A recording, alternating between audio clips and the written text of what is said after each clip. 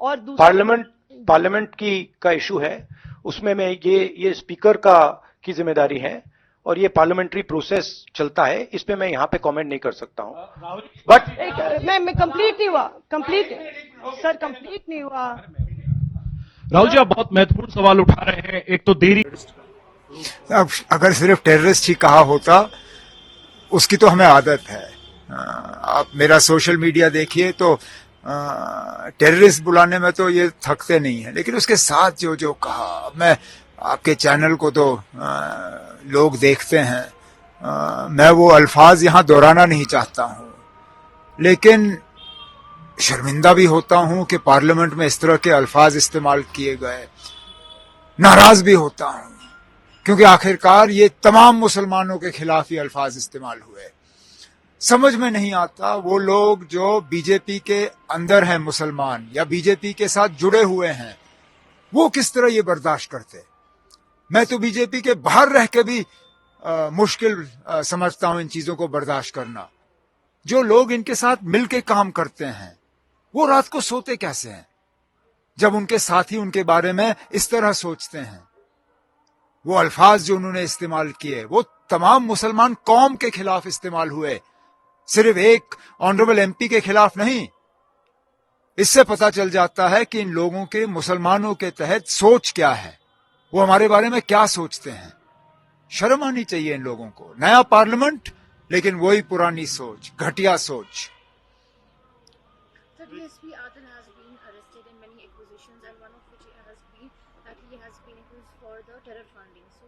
मैं उसमें मैं क्या कह सकता हूं। मैं चीफ मिनिस्टर हूं नहीं, इंटेलिजेंस के रिपोर्ट्स हमारे पास आते नहीं। जाहिर सी बात है, अगर आप एक पुलिस अफसर को गिरफ्तार कर रहे हो तो आपके पास इसका सबूत जरूर होगा। डीएसपी आदिल को मैं यहां तक जानता हूं, एयरपोर्ट में वहां पे एक चंद साल पहले तक वो पोस्ट थे, मिलते रहते थे।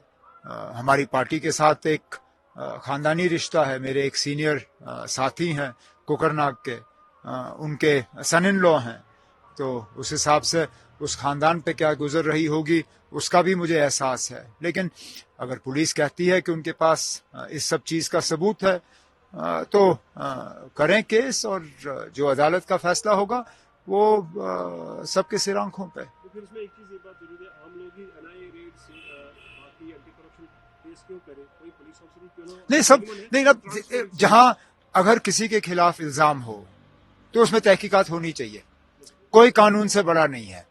और इसलिए फिर हम मजबूर होते हैं पूछने पे कि अभी हाल ही में एक सीनियर गवर्नमेंट अफसर ने इस हुकूमत के खिलाफ जल जीवन मिशन में 3000 करोड़ के घोटाले का इल्जाम लगाया।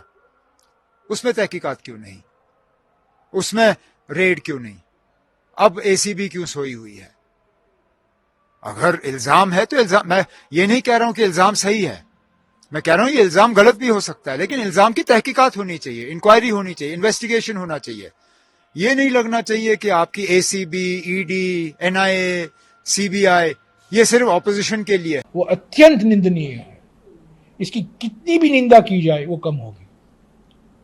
और रक्षा मंत्री राजनाथ सिंह ने माफी मांगी है, वो अपर्याप्त है। ऐसा भाषा मैंने कभी सुना नहीं है। ये भाषा न केवल पार्लियामेंट के अंदर नहीं इस्तेमाल होना चाहिए, पर पार्लियामेंट के बाहर भी नहीं। ये अपमान है, सभी सांसदों का अपमान है। दनीश अली जी का तो अपमान ही है, पर हम सब का अपमान है।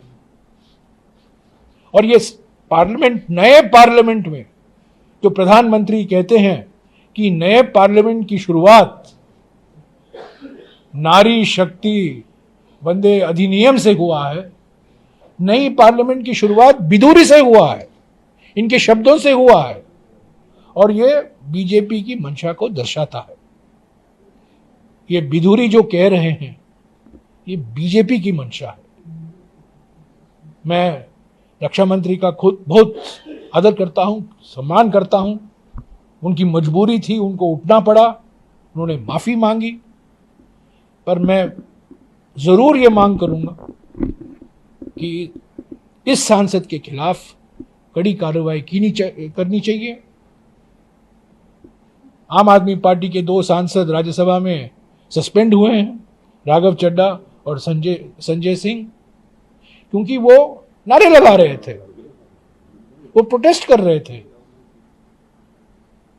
और उनको सस्पेंड किया गया। और बिधूरी ने जो भाषा का इस्तेमाल किया है, मैं समझता हूं ये एक फिट केस है सस्पेंशन के लिए और इनके खिलाफ कड़ी सी कार्रवाई की जानी चाहिए।